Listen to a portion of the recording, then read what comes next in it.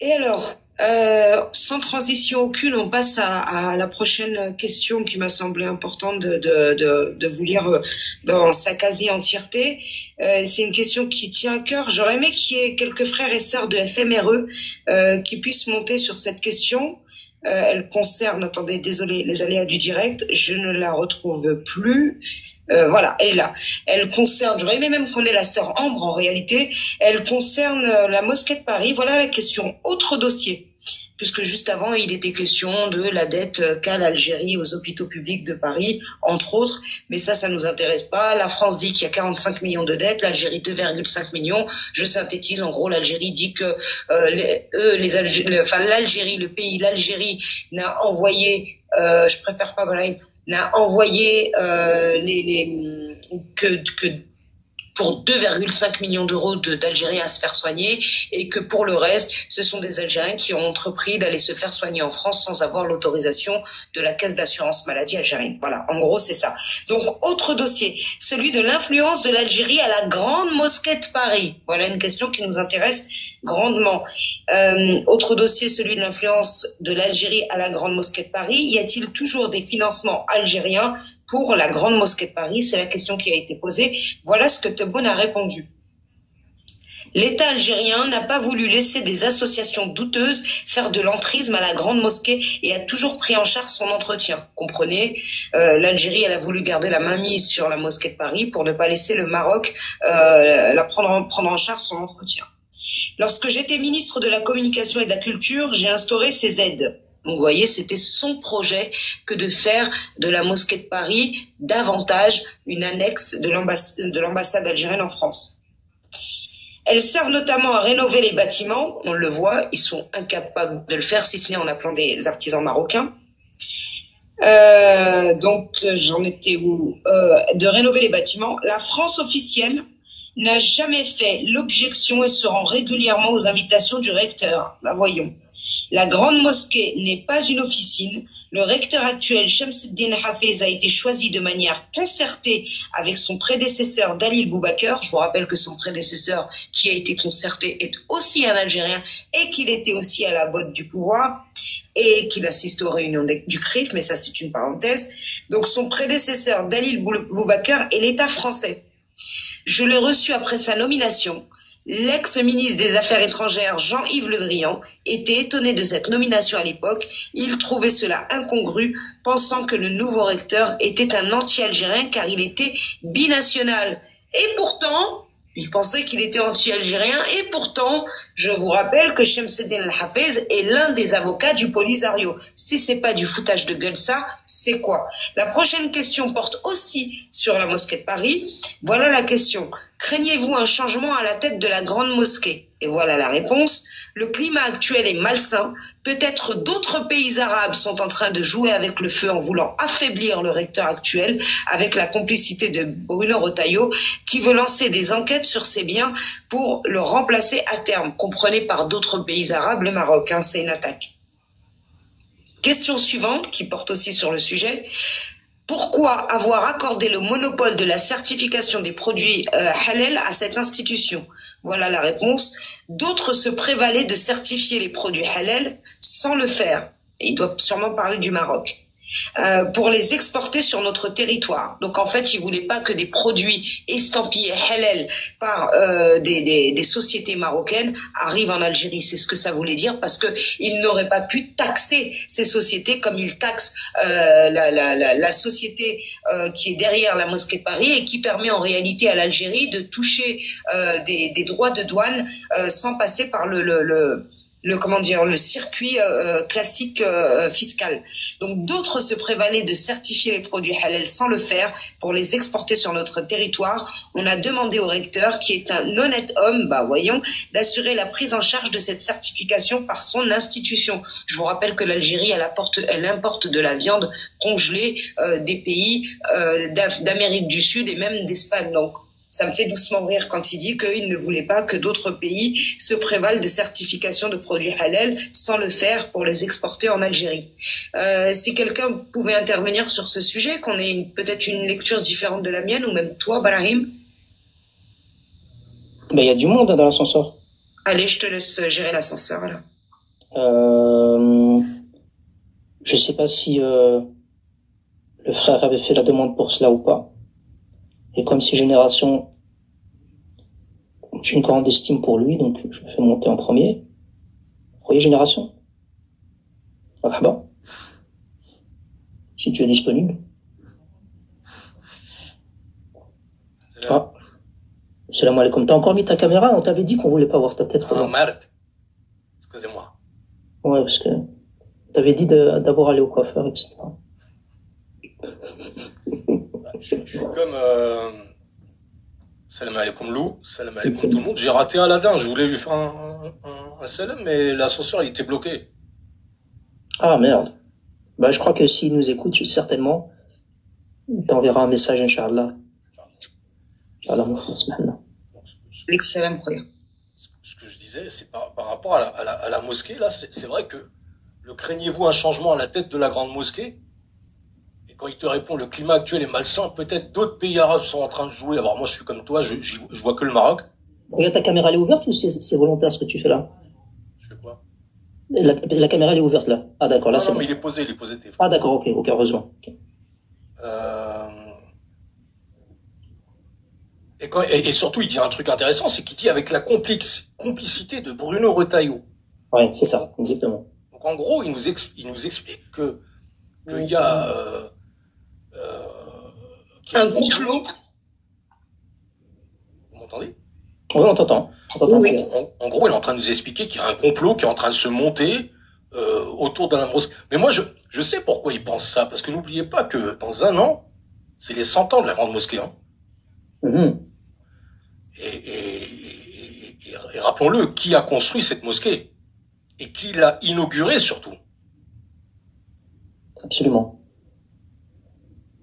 Bah, absolument.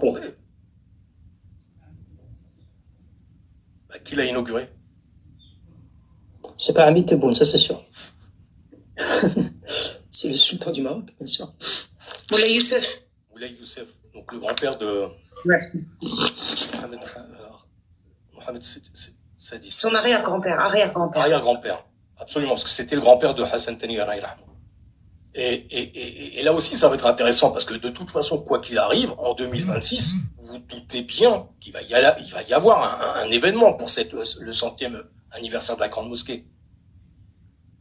Et donc, de toute façon, il va y avoir un bras de fer entre l'Élysée et ce fameux recteur. Donc, c'est peut-être le moment de le dégager. Je sais pas si vous le voyez comme ça, moi je le vois comme ça. Alors, on nous dit en bas que ce serait Moulay Hafed, de mémoire non, mais peut-être que je me trompe. Cela dit, bon, en tout cas, c'est l'arrière-grand-père de Sa Majesté le roi Mohamed Sadis Allah Nsro, et c'est le grand-père de Sa Majesté le roi Hassan Tani Allah Rahmou. En réalité, on n'a jamais eu ce mandat-là, et pourtant on y a participé financièrement, on y a participé de par nos artisans, mais je pense pas qu'en fait il s'attend à voir autre qu'un Marocain à la tête de cette mosquée. En tout cas, si ça n'est pas un Marocain, ce ne sera certainement pas un Algérien, parce que clairement, ce qui s'est passé autour de la certification des produits halal, c'est un scandale. C'est un scandale. Ah ben on me dit bien que c'est Moulay Youssef, donc j'avais bien raison.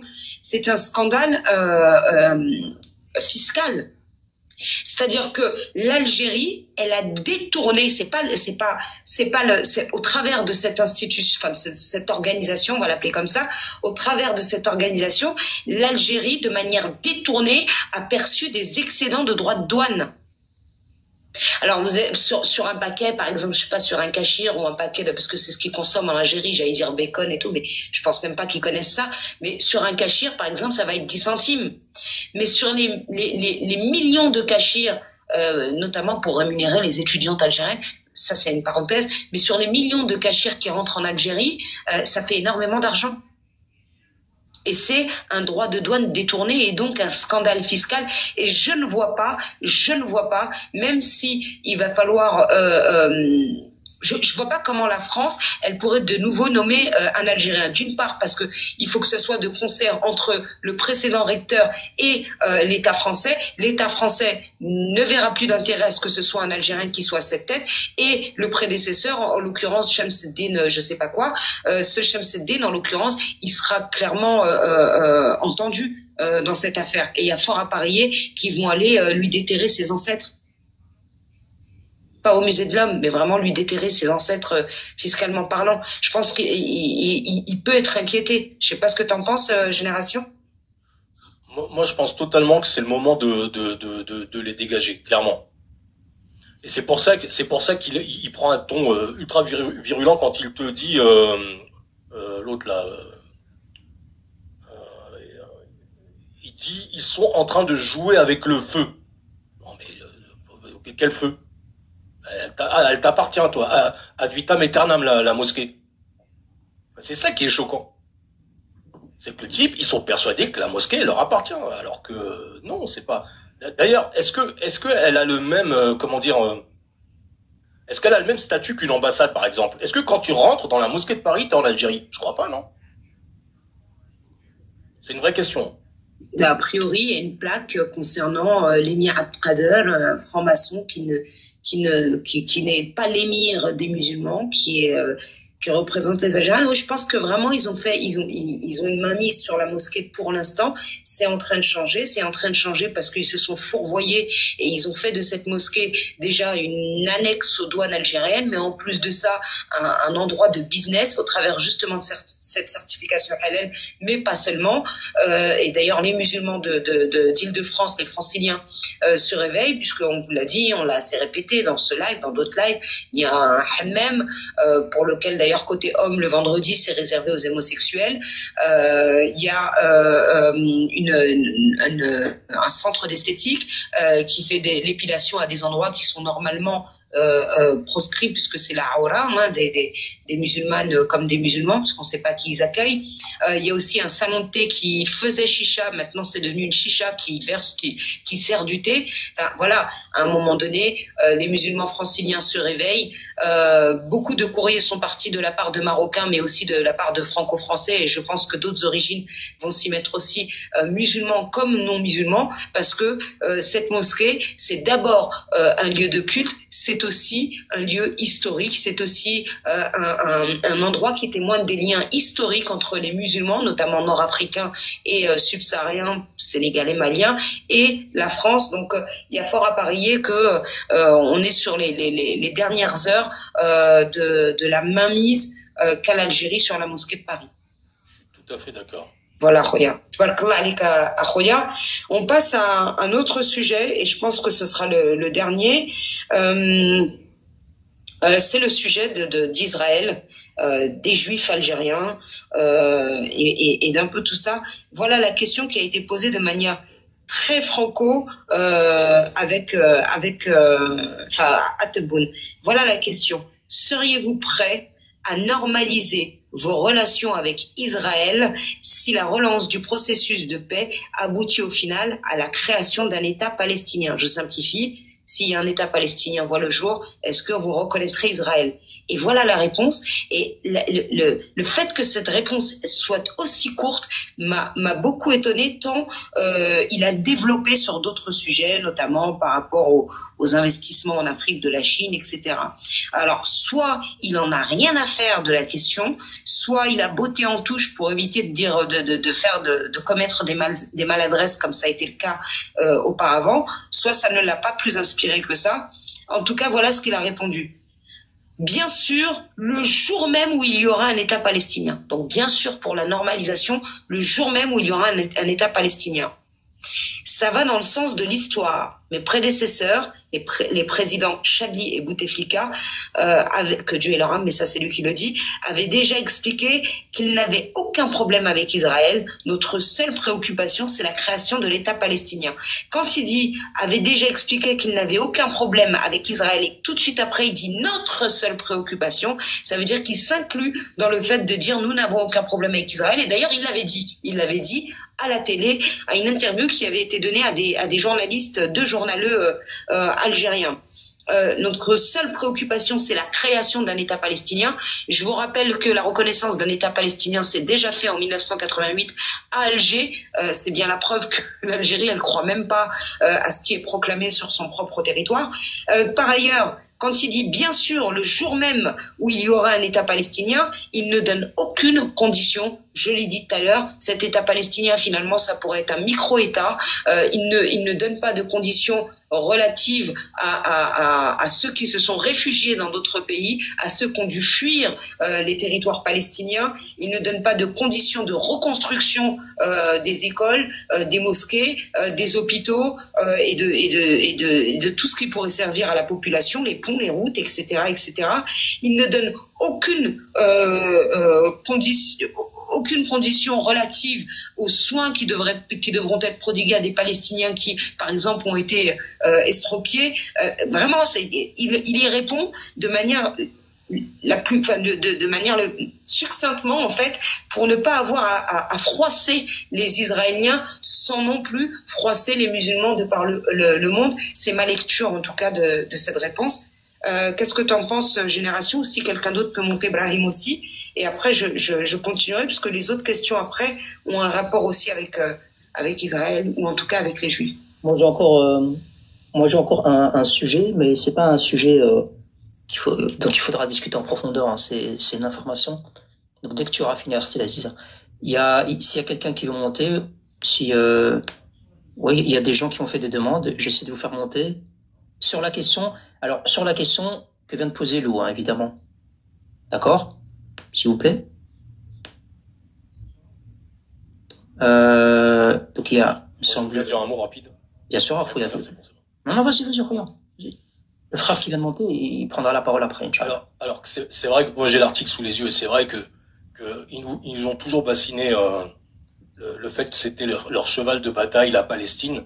Et je trouve quand même que c'est assez préoccupant de voir qu'il y a, à peine 3 paragraphes, même pas, des tout petits paragraphes concernant cette question-là.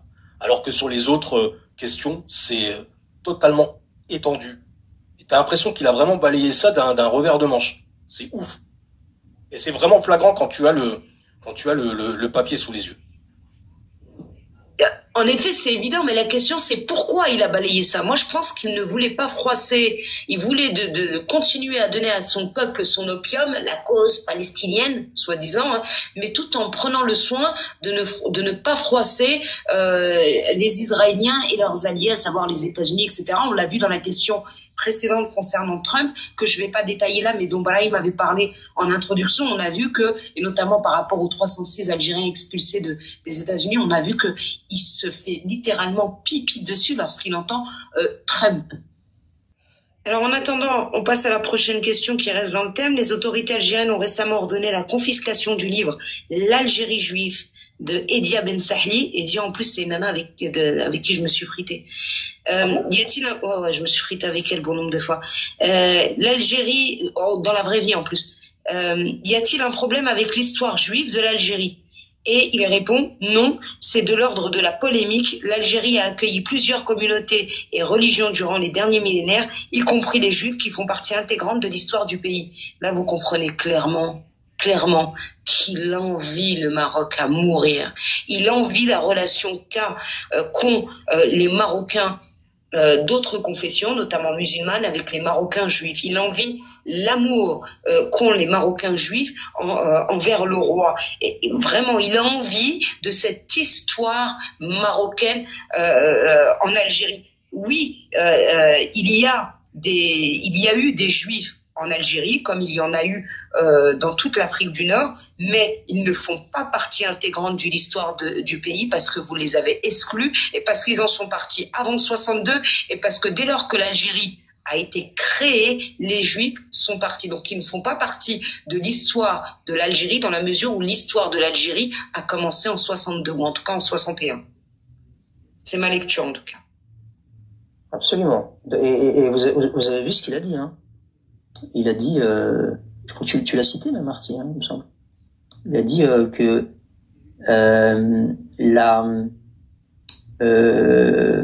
que les Juifs faisaient partie intégrante de l'histoire de l'Algérie.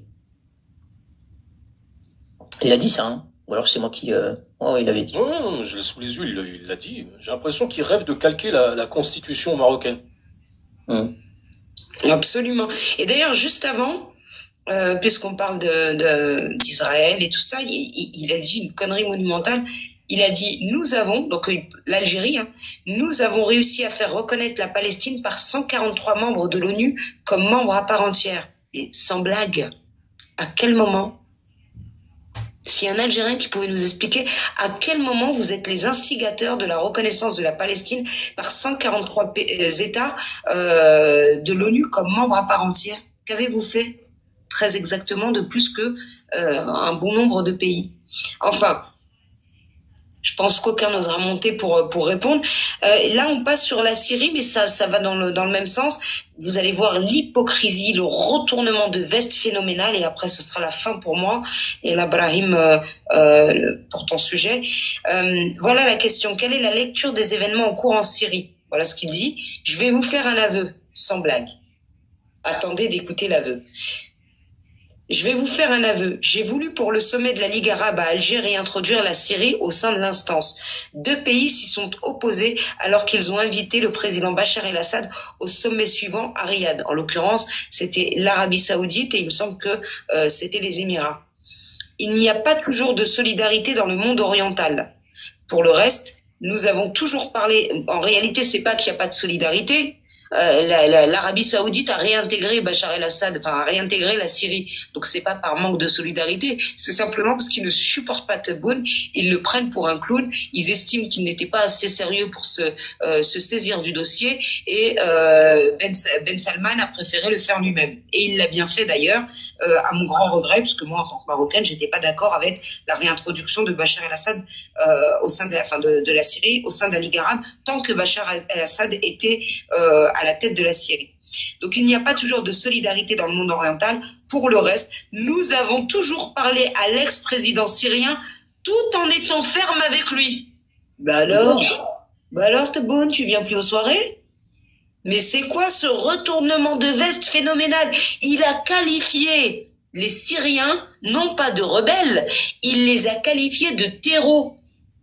Il a qualifié les Syriens qui luttaient sunnites, qui luttaient contre Bachar el-Assad de terreaux, de simples civils qui sortaient dans la rue pour manifester, des prisonniers politiques, simplement parce qu'ils ne voulaient plus des injustices de Bachar el-Assad, qui, je vous rappelle, a tué plus de 500 000 Syriens. Certains parlent de 1 million de Syriens. Ce Bachar el-Assad, ce tortionnaire, ce criminel, cette pourriture, ce Belzébuth, il a dit nous avons été fermes avec lui, alors que ceux qui justement s'opposaient à lui, parmi les civils syriens, il les avait qualifiés de terreaux. Donc il dit, pour le reste, nous avons toujours parlé à l'ex-président syrien tout en étant ferme avec lui. Nous n'avons jamais accepté les massacres contre son peuple, blablabla, blablabla. Hein. Avant sa chute, je lui ai envoyé un émissaire. L'Algérie se proposait, avec l'aval de l'ONU, de servir d'intermédiaire pour qu'il discute avec son opposition. Cela n'a pas abouti. La suite, nous la connaissions. Mais quel retournement de veste phénoménal! Il a fait un coming out. Il a fait son coming out sur la question syrienne lors de cette réponse. Mais à quel moment ils n'ont jamais accepté les massacres contre le peuple? Ce peuple qu'ils ont taxé de terreau. Mais c'est grave, et ils pensent qu'on va avaler ça. De toute façon, Lou, il y a un truc qui est intéressant, c'est que dans tous les discours de politiciens, de chefs d'État, il y a un truc qui s'appelle le prononcé fait foi. Donc si le type, il a effectivement fait des discours dans ce sens en condamnant ce qui se passait là-bas et en condamnant Bachar el-Assad, ça doit exister. Il doit y avoir des discours qui existent. Non, mais le contraire existe. On a des discours de lui condamnant les civils syriens qui étaient contre Bachar el-Assad. Brahim l'a déjà diffusé d'ailleurs. Mais moi, en fait, quand je lis ça, Quand je lis ça, j'en ai rien à faire que Tebboune soit hypocrite, j'ai pas attendu cette question-là pour m'en rendre compte. J'en ai rien à faire qu'il retourne sa veste, j'ai pas attendu cette question-là pour savoir qu'il retournait sa veste. J'en ai rien à faire de sa mauvaise foi, j'ai pas attendu cette question-là pour savoir qu'il était de mauvaise foi. Quand j'entends cette question, j'ai mal. J'ai mal pour les Syriens qui vont lire cette réponse et qui vont ils vont se sentir mais tellement heurtés par ça. Tellement heurté, il a remis de l'injustice sur de l'injustice. Finalement, c'est comme s'il était leur deuxième tortionnaire après Bachar el-Assad. J'allais te le dire, il les a torturés 2 fois, torturés 2 fois. Exactement. Exactement. Il vient comment dire, il vient de torturer les Syriens après des 2 décennies de torture de la part de Bachar el-Assad. C'est immonde. Dans tout ce que j'ai lu, hein, j'ai pas lu plus immonde de la part de Tebboune. Et en plus, Cyrilo, tu dis qu'il est qualifié de terreau, et quelques jours après, hein, c'est un laps de quelques jours, hein, je parle pas en semaine, je parle en jours. Quand Bachar prend la fuite, là par contre, il a utilisé un autre terme pour qualifier la résistance, il les a qualifiés d'enfants du peuple syrien. Il n'y avait plus le terme terreau dans le discours. C'est incroyable. En quelques jours, il notait... C'est l'APS, hein, l'agence de presse algérienne. Hein. Donc d'un côté, ils écrivent terreau pour décrire la résistance, et quelques jours après, quand Bachar n'est plus là, ils vont les décrire comme étant les enfants du peuple syrien, et qu'il faut trouver un compromis, il faut discuter. Mais depuis quand vous êtes des hommes, les Algériens, là? J'en ai marre de vous devez changer comme ça de position et de veste, et c'est incroyable.